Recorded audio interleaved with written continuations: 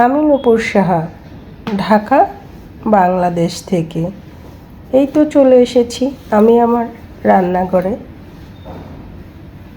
খুবই normal recipe রান্না করব, কিন্তু খেতে খুবই সুস্বাদু। এখানে দেখতেই পাচ্ছ লাউ চিংড়ি কেটে দিয়ে অফ ক্যামেরায় রেডি করে নিয়েছি। চলে এসেছি চুলার কাছে।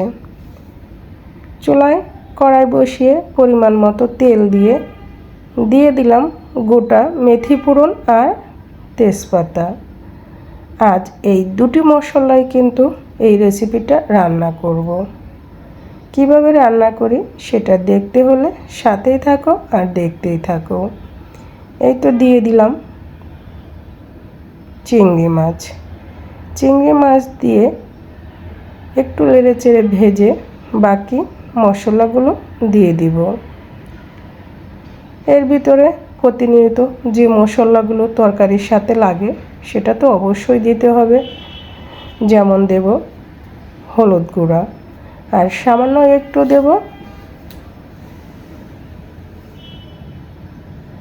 শুকনো মরিচের গুঁড়া, আর দিয়ে দিলাম এখানে কাঁচা মরিচ, আর দিয়ে দিব অল্প পরিমাণ ধনিয়া গুঁড়া। তবে লাউ তরকারিতে শুকনো মরিচের গুঁড়া চাইলে স্কিপ করেও যেতে পারো, বা কালারের জন্য সামান্য পরিমাণ একটু দিলে লাউয়ের তরকারির কালারটা সুন্দর হয়। আর দিয়ে দিলাম স্বাদ মতো লবণ। লাউ তরকারিতে শুকনো মরিচের গুঁড়া একটু বেশি হলে কিন্তু খেতে ততটা সুস্বাদু লাগে না। কাঁচা মরিচ দিয়ে লাউ তরকারিটা খেতে আমাদের কাছে খুব ভালো লাগে। এই তো সব মশলা দিয়ে আমি চিংড়ি মাছগুলো একটু ভালো করে কষিয়ে নিয়ে দিয়ে দিলাম কেটে রাখা লাউগুলো। আমি লাউগুলো একটু বড় বড় করে এবং মোটা করে কেটে নিয়েছি। এখন চিংড়ি মাছের সাথে এগুলোকে ভালো করে নেড়ে চেড়ে ঢাকনা দিয়ে আমি কষিয়ে নেব। এই লাউ চিংড়ির ঝোল রান্না করাটাও খুবই সহজ আর খেতেও খুবই সুস্বাদু।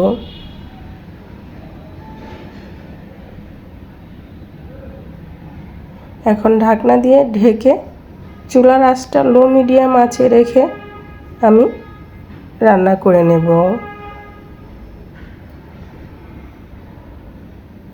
আবার ঢাকনাটা খুলে আমি নেড়ে চেড়ে দিচ্ছি। দেখতেই পাচ্ছ বন্ধুরা, লাউটা কিন্তু মজে গিয়েছে এবং লাউ থেকে জল ছেড়ে দিয়েছে, এবং এই জল ছেড়ে দিয়েছে এই জলে লাউটাকে আরও একটু ভালো করে কষিয়ে নেব।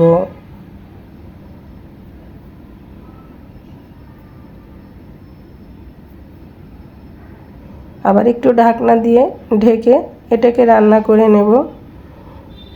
এই লাউ থেকে যে জলটা উঠেছে এই জলে কিন্তু লাউটা সিদ্ধ হয়ে যাবে, কিন্তু আমি আজ একটু ঝোল ঝোল রান্না করব, তাই তো একটু অল্প পরিমাণ আবার একটু জল দিয়ে দিলাম।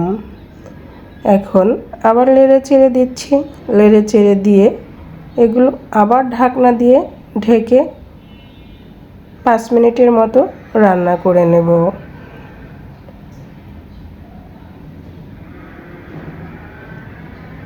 লাউ চিংড়ি রান্না করাও খুবই সহজ, যে কেউ এভাবে রান্না করে খেতে পারো। লাউ চিংড়ি দিয়ে খেতে কিন্তু খুবই সুস্বাদু, আর অল্প মশলার লাউ চিংড়ি রেসিপি খেতে দারুণ লাগে। এই তো দেখতে পাচ্ছ আমার লাউ চিংড়ি রান্নাটা হয়ে গিয়েছে। আমি এরকম ঝোল ঝোল রেখেছি। এখন আমি চুলা থেকে নামিয়ে নেব। ঝটপট তৈরি হয়ে গেল মজাদার লাউ চিংড়ি। গরম গরম ভাতের সাথে এই লাউ চিংড়িটা খেতে খুবই সুস্বাদু। একটা স্বাস্থ্যকর রেসিপি, প্রতিদিনের নর্মাল রেসিপি যেটা প্রতিদিন বাসায় রান্না করি ঠিক সেটাই তোমাদের সাথে শেয়ার করি। যদি কোনো ভুল ত্রুটি হয় অবশ্যই ক্ষমা দৃষ্টিতে দেখবে। আর রান্না করে নেব রুই মাছ। রুই মাছ দিয়ে কি সবজি রান্না করি সেটাই তোমাদের সাথে শেয়ার করব। এই তো মাছগুলো হলুদ মরিচ লবণ দিয়ে মেখে একটু কড়া করে ভেজে চুলা থেকে নামিয়ে নেব। আর যে সবজি দিয়ে রান্না করব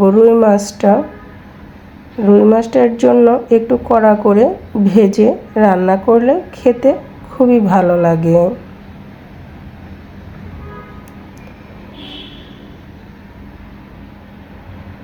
মাছগুলো ভাজা হয়ে গিয়েছে।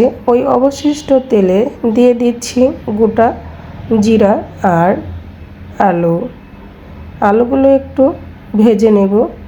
ভাজা হয়ে গেলে এখানে দিয়ে দিব কচি চিকন ডাঁটা। 40 টাকার ডাঁটা শাকে দুটো রেসিপি করা হয়ে গিয়েছে। দিয়ে দিচ্ছি স্বাদ মতো লবণ। আলুগুলো একটু ভাজা হয়ে গেলে কেটে রাখাই ডাঁটাগুলো আমি এখানে দিয়ে রান্না করে নেব। আর দিয়ে দিলাম সাথে কাঁচামরিচ, কারণ কচি চিকন ডাঁটা শাকগুলো আমি আগেই আলাদা করে নিয়েছি, পরে ডাঁটাগুলো কেটে পরিষ্কার করে নিয়েছি। এই তো দেখতে পাচ্ছ একদম কচি চিকন ডাঁটা। এই কচি চিকন ডাঁটা আলু দিয়ে কিন্তু রুই মাছের ঝোলটা খেতে দারুণ লাগে। আমাদের কাছে খুবই তো ভালো লাগে এই কচি ডাঁটা আলু দিয়ে রুই মাছের ঝোল। এই কচি ডাঁটা আলু দিয়ে রুই মাছের ডাঁটার ঝোল খেতে কেমন লাগে বন্ধুরা অবশ্যই কমেন্টস করে জানাবে। আর যে যেখান থেকে এই মুহূর্তে আমার ভিডিওটি দেখতেছো তাদের সবাইকে অনেক অনেক ধন্যবাদ। অনেকে আমার ভিডিও দেখতেছো, হয়তো কারো ভিডিও দেখতে আমি পারতেছি না, সবার কাছে হয়তো ঠিক সময় পৌঁছে যেতে পারতেছি না। আমাকে একটু ক্ষমা দৃষ্টিতে দেখবে, কারণ আমার শরীরটা অনেকটাই অসুস্থ ছিল বিদায় আমি সবার ভিডিও হয়তো দেখতে পারিনি। তবে চেষ্টা করতেছি এখন থেকে সবার ভিডিও আবার দেখার জন্য।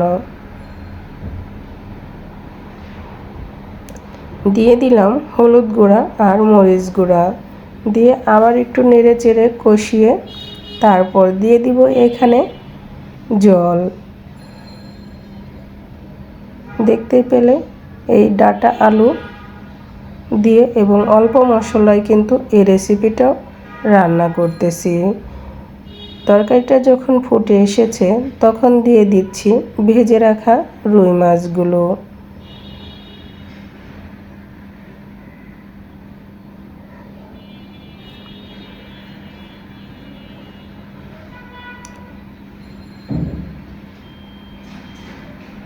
তোমরা যারা আমাকে ভালোবাসো এবং আমার ভিডিও প্রতিনিয়ত দেখো অবশ্যই আমাকে ভালোবেসে আমার পাশে থেকে যেও।